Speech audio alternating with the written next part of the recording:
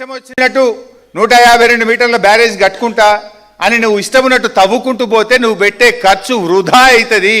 నీళ్లు ఆ డబ్బులన్నీ నీళ్ళల్లో పోసినట్టే అని మరి మహారాష్ట్ర ముఖ్యమంత్రి మన ముఖ్యమంత్రికి ఉత్తరం రాసిండు. మరి రేవంత్ రెడ్డి నువ్వు అనుమతులు వచ్చినాయి అన్నావు కదనే, మరి అనుమతులు వచ్చి ఉంటే 13 అక్టోబర్ 2013 నాడు మహారాష్ట్ర ముఖ్యమంత్రి నువ్వు కట్టకవయ్యా ఆపయ్యా, నువ్వు ఎవరిని అడిగి కడుతున్నావు, నీ ఇష్టం ఉన్నట్టు కడుతున్నావు బిడ్డ, అవంతా వేస్ట్ అయిపోతుంది అని మహారాష్ట్ర ముఖ్యమంత్రి ఎందుకు ఉత్తరం రాశాడు? నువ్వు రేవంత్ రెడ్డిని నువ్వు చెప్పిందే నిజమైతే అనుమతులు వచ్చి ఉంటే మహారాష్ట్ర ముఖ్యమంత్రి ఉత్తరం రాయడు కదా. అంటే నువ్వు ఫాల్స్ మాట్లాడినావు, ఫాల్తూ మాట్లాడినావు, అనుమతులు రాలేదు కనుకనే ఈ ఉత్తరం వచ్చింది. రేవంత్ రెడ్డి ఇప్పటికైనా ఫాల్తూ మాటలు ఫాల్స్ మాటలు మాట్లాడు బంద్ చేయి.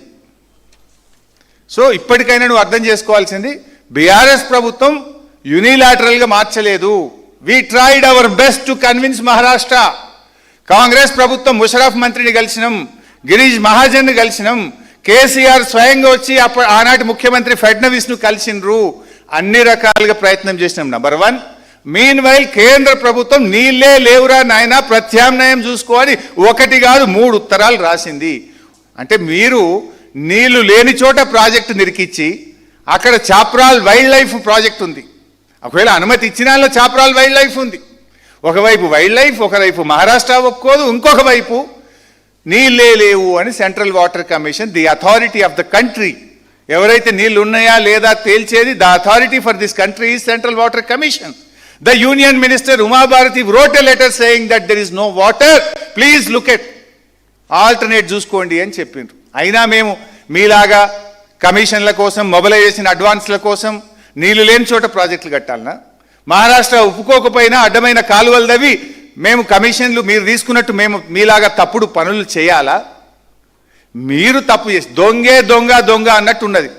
ఏదో సిగ్గుందా జీడిగింజ అంటే నేను మొత్తం అలాగనే ఉన్నా నాకేమవుతుంది అన్నదట, అట్టున్నది మీ ముచ్చట.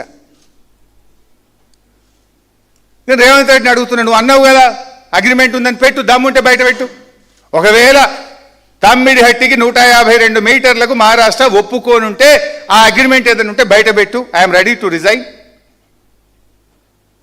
ఆ క్షమాపణ చెప్పు. అబద్ధాలు మాట్లాడిన తప్పైంది, రాజకీయాల కోసం అబద్ధాలు మాట్లాడినా అని తెలంగాణ ప్రజానీకానికి క్షమాపణ చెప్పు.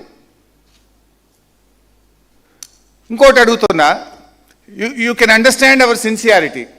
కాంగ్రెస్ వచ్చి 2.5 సంవత్సరాలు అయింది. వీళ్ళ మేనిఫెస్టోలో తమ్మిడిహట్టి కడతాము అన్నారు, తమ్మిడిహట్టి కడతాం పీక్తాము అన్నారు.